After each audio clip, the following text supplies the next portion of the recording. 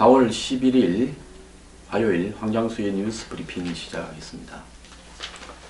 어제 밤에 잠도 잘 안 오고 해서 EBS에 보니까 또 하나의 인생 길 해가지고 산티아고 가는 길, 스페인의 카미노라고 부르는 순례자의 길을 한 달 이상 걸려서 800km를 걸어가는 고행의 과정을 가는 사람들을 담은 다큐를 이렇게 방송을 했습니다. 가는 사람들의 이 사연과 또 그 주변의 어떤 경치, 또 그리고 그 고난을 이렇게 다 짊어지고 산티아고로 모여든 사람들, 그런 모습들을 보면서 저도 언젠가는 뉴스 브리핑을 쉬면 좀 가서 이렇게 머리를 좀 정화하고 와야 되겠다 이런 생각이 들었는데요. MBC에 보니까 이제 인구 절벽 하면서 이 비정규직 청년들이 이 땅을 떠나는 이야기라든지 결혼을 포기하고 그 이유가 이제 집이나 직장이었다라는 방송을 또 하고 있었습니다. 일본의 그 유발이 아마 그 북해도에 있는 도시일 건데요. 30년 전에는 인구가 12만에 가까웠는데 지금 노인들만 8천여 명 이상이 사는 그냥 조그만 업 단위로 축소되어 버린 그런 현상을 보여주면서 곳곳에 빈집이 널려있고 2030년이 되면 시가 없어질 거라는 모습.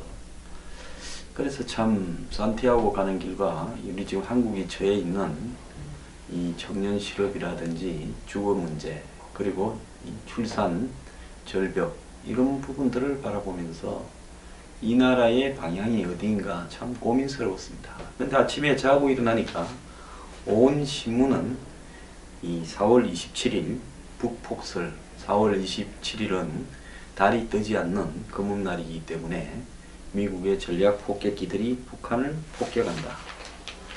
자, 그리고 뭐 김정은 망명 압박설, 또 미국 군수물자가 한국에 들어오고 있다.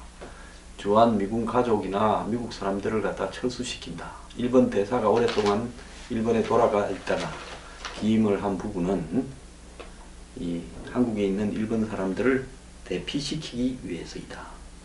그리고 외국계 기업들이 지금 철수를 하고 있는데 이것은 전쟁 위협 탓이다 하는 온갖 이야기가 난무하고 있고, 미국의 전쟁을 치르기 위한 군수물자들이 한반도로 유입되고 있다.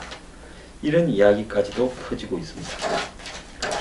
자, 그런데 이 상황에서 과연 그러면 현실적으로 좀 생각해 볼 필요가 있다. 미국이 북한을, 김정은을 제거를 하고 정권 교체를 할 것인가?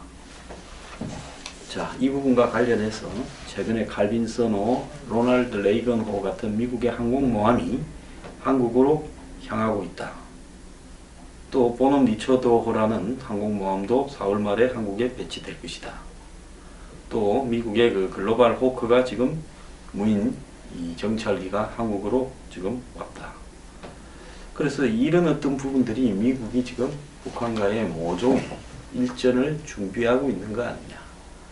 자, 그리고 태양절이라고 4월 15일이 김일성이 태어난 지 105년째 되는 날인데, 이때를 저음해서 북한이 도발할 가능성이 있고, 그 도발 때 실제로 미국이 북한을 타격할 것이다 라는 이야기가 나오고 있으며, 또 미국의 유명 그 MBC 방송국의 앵커가 지금 오산 비행장에서 방송을 진행하고 있다.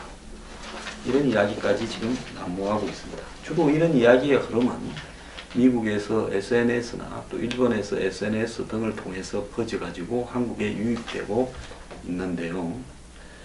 자, 일본 자민당 내 이 포스트 아베, 즉 아베 이후에 자기 주자로 꼽히는 이 이시바 시게루 전 간사장이 서울이 불바다가 될 줄 모른다.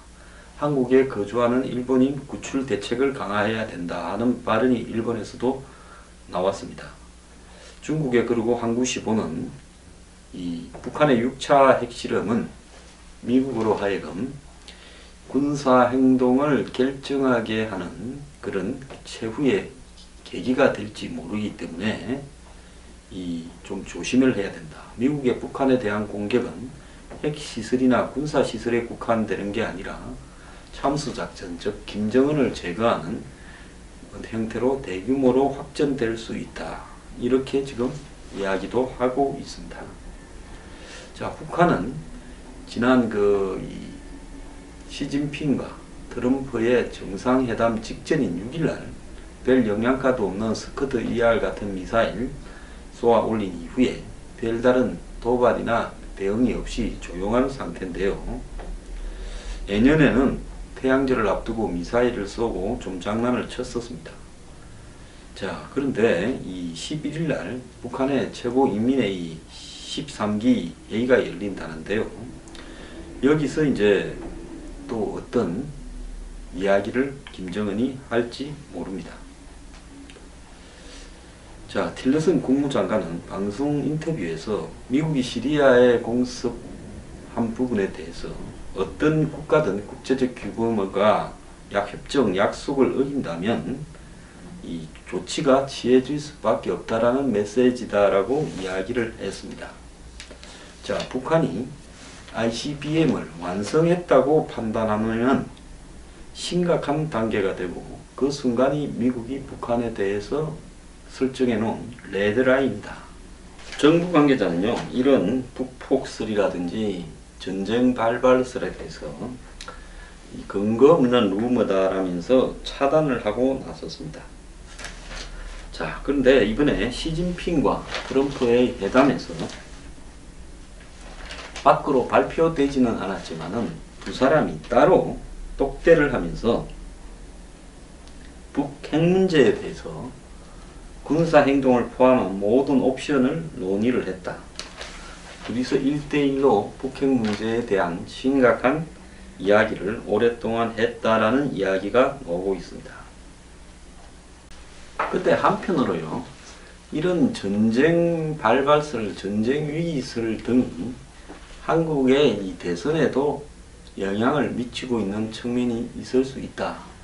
이렇게 보는데요. 근데 이제 우리가 이 부분을 현실 가능한 방법에서 냉정하게 바라봐야 되는데요. 제가 몇 가지 프로세스를 이야기를 하지 않았습니까? 미국은 일본과 협의를 해서 한국에 대해서 중국이 이번 이 미중 정상회담에서 적극적으로 북한을 압박하겠다라는 이야기를 절대로 하지 않을 것이다. 다만 더 이상은 도발을 하지 못하도록 노력해 보겠다. 이런 선에서 이야기를 할 수밖에 없다. 그러면 미국은 북한에 대해서 어떤 조치를 해나갈 것인지에 대해서 일본하고 사전에 긴밀하게 협의를 했을 겁니다. 지금 이 동북아에서 미국의 파트너로서 같은 어떤 이 전선에 서서 협조하면서 싸울 수 있는 나라는 미국은 일본밖에 없다라고 보고 있을 거고요. 한국은 전환기에 있는 한마디로 위태로운 우방이다라고 생각을 하고 있습니다. 그렇다면 미국은 이제는 직접 나서서 북한에 대한 세컨더리 보이콧, 그래서 이 무역이나 금융 제재를 통해서 돈줄을 쪼는 쪽으로 가게 될 거고요. 그 다음 단계로 아마 북한이 핵 실험이나 미사일 실험을 추가적으로 더하게 되면 한국에 미국의 전략 핵 같은 무기를 배치를 하겠다라고 발표할 가능성이 있습니다. 그런 사이에 한국에는 정권이 바뀌어 있겠죠. 그래서 바뀐 정권에서 이런 미국과의 보조를 취하느냐 안 하느냐 하는 부분을 미국은 테스트하는 단계에 들어가 있을 거라고 봅니다. 자, 그런 어떤 테스트 단계에서 협조가 잘 안 된다라고 판단하게 되면 미국은 그 다음 단계에서 행동에 옮길 건데요.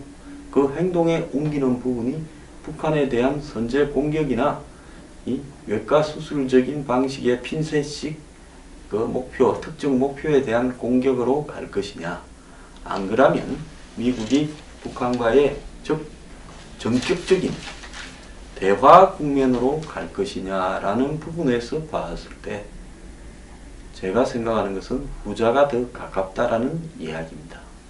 자, 틸러슨 국무장관은 북한 정권을 교체할 목표가 없다라고 이야기를 했습니다.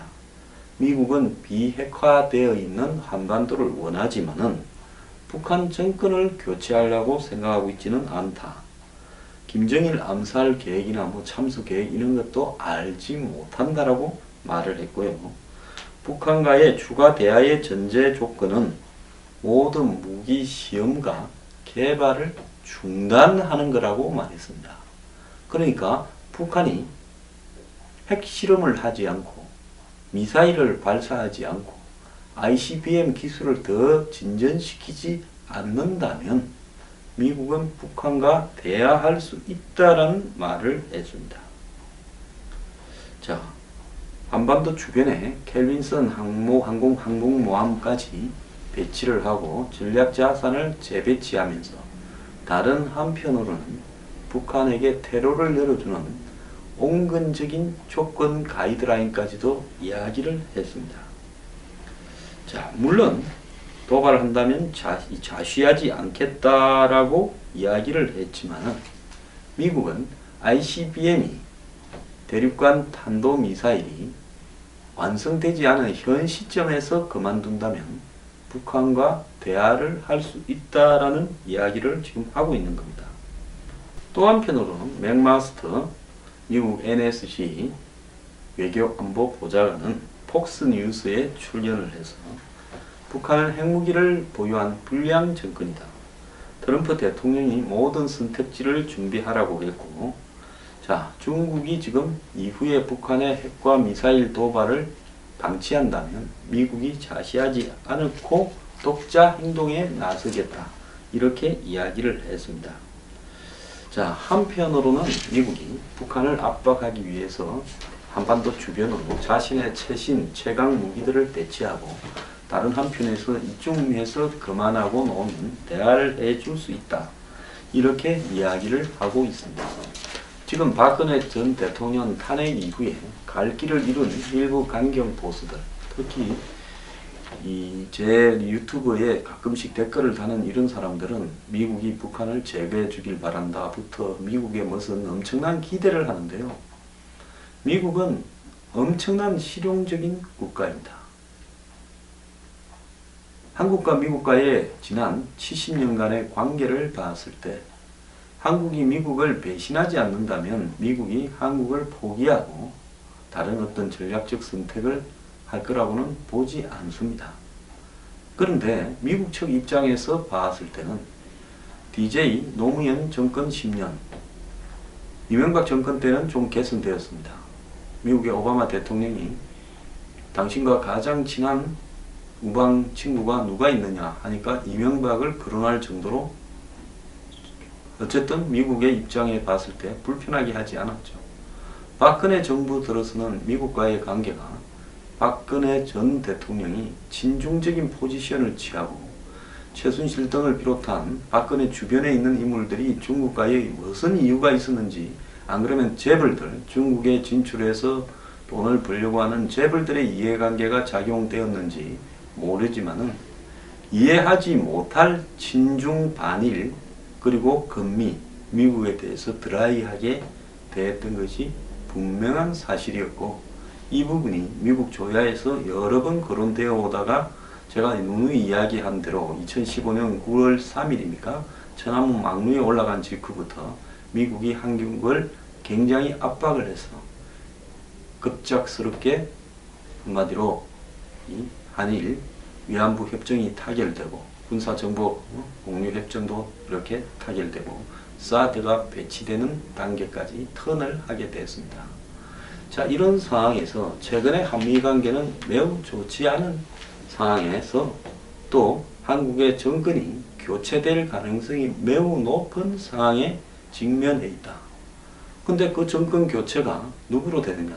문재인 아니면 안철수로 교체될 가능성이 큰데 둘 다가 지금 대북, 대미, 동북아 문제에 있어서 미국의 입장에서 봤을 때는 믿음직스럽지 않기는 50보 100보다라 또 두 사람의 후보의 문제를 넘어서서 그 후보를 내놓고 있는 정당 더불어민주당과 국민의당의 이 어떤 주변의 분위기나 정서, 이념, 가치관 이런 부분들이 친중 반미적인 사람들이 그리고 친북적인 사람들이 너무 많다라는 결론을 미국이 내려놓고 있습니다. 그러면 미국은 솔직히 깨놓고 이야기하건대 한국의 정권이 교체될 거라는 가능성을 90% 이상 보고 있습니다. 제가 100%라고 말을 하지 않는 것은 예의라고 생각하십시오. 그런 상황에서 미국은 바뀐 정권이 어떻게 나올 것이다 라는 부분에 대한 판단을 나름대로 하고 있고요. 매주 백악관 NSC에서 한국 전문가들이 모여서 또 상당히 고위직을 지낸 한국을 잘 아는 사람들이 모여서 한국을 어떻게 다룰 것인가에 대해서 고민을 하고 있습니다. 북한을 어떻게 다룰 것인가는 미국이 나름대로의 프로세스를 정해서 단계별로 방법을 마련했습니다. 정말로 북한이요, ICBM을 완결짓고 추가적인 핵실험을 해서 ICBM에 탑재할 수 있는 성능 수준의 핵탄두를 완성한다면 미국이 북한에 대해서 폭격을 실시할 수 있을 겁니다. 근데 거기까지 가기에는 제가 볼 때 아직도 한 1년 반, 2년 정도의 시간이 남아있다는 걸 미국이 알고 있기 때문에 현재 이 타이밍에서 그런 일이 일어날 가능성은 없다고 보고 있습니다. 근데 미국은 북한이 정말로 ICBM과 핵탄두를 개발해서 미국하고 한번 맞짱을 떠보려고 그러는가, 아니면 벼랑 끝으로 몰고 가는 치킨 게임을 통해서 미국을 협상으로 끌어내어서 북미 평화 입증을 하려고 그러는가 라고 봤을 때는 미국은 북한이 자기가 죽을 짓은 하지 않을 것이다. 결국은 협상으로 끌어내기 위한 일환으로 저런 선택을 하고 있는 것이다 라고 판단하고 있고요. 관료들에 의해서 움직이는 조지 W. 부시의 공화당 정권이나 그 다음에 민주당의 오바마 정권보다는 사실상 트럼프와 쿠시너, 이방카 등 그 가족에 의해서 움직이는 이 트럼프가, 행정부가 주변에 있는 의회나 또 관료들의 입김이 상당히 약하고 트럼프의 독자적인 선택과 결정 가능성이 매우 높기 때문에 북한은 트럼프와 벼랑 끝 협상을 할 가능성이 매우 높다라고 보입니다. 그러면 북한이 벼랑 끝 협상을 할 때는 미국이 적어도 한국이 확실하게 자신들의 동맹이다라고 이렇게 확정적 인식을 했을 때는 한국 정부를 통해서 이렇게 북한과 최종적으로 어떻게 할지에 대한 결정을 협의를 할 건데, 현재와 같이 미국의 비우호적이고 친북적인 성향의 한국 정부가 만들어질 가능성이 높다면 미국은 굳이 북한과의 어떤 문제를 결정하는데, 즉 미국의 전략을 유턴하는데 한국에 굳이 이야기를 할 필요가 없다라는 지금 생각을 할 겁니다. 지금 미국이 정확하게 대선에서 정권이 교체될 가능성이 확정적인 상황에서 한국에 대해서는 이 패스, 즉 패싱 코리아, 한국을 건너뛰어서 북한으로 바로 딜을 할 가능성이 매우 높다라는 겁니다. 그럼 북한의 입장에서 봤을 때는 한국과 미국이 한 동짝이 되어서 한마디로 서로 한 팀이 되어 있을 때 이 둘을 분리해서 미국을 북한이 원하는 대로 북미 직접 협상에 끌어내기는 매우 어려울 것인데, 지금 한국과 미국이 서로 간에 불신을 하면서 유사일에 가장 불신을 하면서 미국이 한반도 정책에 대한 전면 재검토도 고려할 수 있는 파격적인 성향의 실용적인 트럼프가 대통령에 있을 때 한미 관계가 지금 전례 없이 신뢰나 어떤 서로 간에 협조가 되지 않는 현 시점이 북한으로서는 협상회로 미국을 끌어내기에 가장 적절한 시점이다라고 저는 생각을 합니다. 그래서 미국이 선제 타격이나 북한에 대한 폭격이나 참수작전 같은 선택을 하기보다는 북한하고의 전격적인 협상에 돌입할 가능성이 매우 큰 국면이 현재의 상황이다 라고 이야기를 하고 싶고요. 그런 부분은 한국의 이 당선이 유력한 대선 후보들이 미국에 대해서 점점 신뢰받을 수 없는 행동을 할 때 그 타이밍이 매우 적절한 그 시점으로 결정될 거다 이렇게 보입니다. 그래서 이 안철수, 문재인 안철수 이 두 사람이 자신들의 지금까지의 대미, 대북 그리고 외교 안보 정책을 수정하지 않는다면 저는 최종적인 귀착점이 지금 북핵 위기의 최종적인 귀착점이 북한과의 전쟁이 아니라 북한과 미국 간의 극적인 협상, 즉 북한의 핵을 미사일을 제거하는 것이 아니라 비핵화하는 것이 아니라 현 수준에 동결한 상태에서 북한과 협상을 통해서 북한은 단계적으로 제거해 나가는 프로세스에 들어가고 미국은 단계적으로 북한과 평화협정을 맺고 수교를 하면서 한마디로 한반도 위기를 완화시키는 상황으로 가게 될 가능성이 있다는 겁니다. 그런데 그런 가능성이 점점 높아져 가고 있다. 이것은 오바마 정권 때도 여러 번 논의되었고 클린턴 정권 때도 여러 번 논의되었고 조지 W. 부시 정권 때도 심각하게 고려되었던 문제입니다. 자, 4월 16일 중순쯤 마이크 펜스 미 부통령이 한국을 방문하는데요. 펜스 부통령의 한국 방문은 이 트럼프와 시진핑과의 회담에 대한 한국의 설명 외에 부통령이 직접 오는 이유는요.